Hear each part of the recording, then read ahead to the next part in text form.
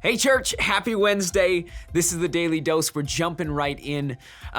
Hebrews 11, because we're talking about characters of faith, contains this list that a lot of people like to call the Hall of Faith, right? This is like going up to Lambeau Field in Green Bay and looking at all those shiny Lombardi trophies and looking at all of the players that have their names around the stadium.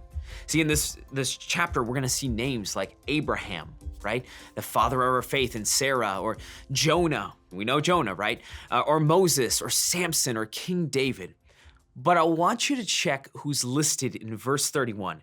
Verse 31 of chapter 11 says this: "By faith, the prostitute Rahab, because she welcomed the spies, was not killed with those who were disobedient." Hold up, right? How did she get there, right? We got all of these awesome characters of faith, and then we have this prostitute? What the heck is going on here? You see, Rahab has an incredible faith, and I want to share that story with you today. You see, Joshua is attempting to lead Israel into the promised land for the second time, right? The first time Moses and Aaron came to the promised land, they tried to get into it, but because of the Israelites' disobedience, they had to walk around in the wilderness for another 40 years. So this is after those 40 years, and they're coming out back to the promised land to try to go in again. Now, what happens is that Joshua sends out these spies into Jericho, right? He sends these guys out to figure out what's going on, and the officials of the town, they find out and they go to try to find them and kill them. But Rahab, who's our prostitute, leads the officials the wrong way and hides the spies up on her roof, right? She is somebody that's loyal to Jericho. She's loyal to her country. Why would she do this?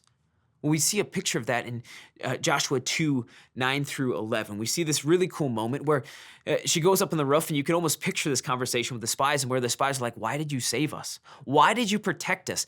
She responds this way. She said this: "I know that the Lord has given you this land, and that a great fear of you has fallen on us, so that all of us may live in this country are melting in fear because of you. We have heard how the Lord dried up the water of the Red Sea for when you came out of Egypt, and what you did to Sihon and Og, the two kings of the Amorites east of the Jordan, whom you completely destroyed. When we heard of it, our hearts melted in fear, and everyone's courage failed because of you. For the Lord your God is God above heaven and the earth below." You see, Rahab saw what God was doing and had faith that he would continue to do what was in his character. He'd continue to show up for the Israelites over and over and over again. See, we find out later on in chapter 6 that Rahab and her family were saved from destruction because of her faith. Here's what I need you to hear today. God's plan, it isn't dependent on the faith that you have in yourself or your ability. Here we have Rahab, who's a prostitute, and yet her faith isn't set on herself, it's set on something else. See, it's dependent on your faith in God and who he is and his character. This has been the Daily Dose. Students, we'll see you guys tonight.